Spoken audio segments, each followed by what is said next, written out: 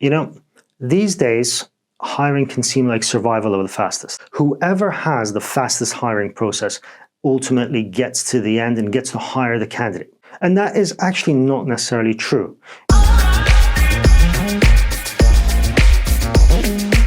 What you need to consider is that your process is actually a representation of who you are as a business and how you function as an organization.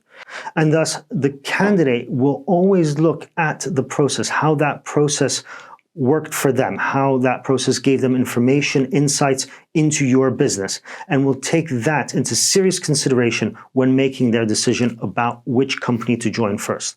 What are their prospects for the future? How will they learn and grow within your business? And this brings me to the point that hiring is not necessarily about the speed, but it is about the efficiency and effectiveness of your process. So although your process may be speedy, you also need to ask yourself is how does that process represent you as a business, you as a manager, and you as an opportunity for that candidate's future career prospects?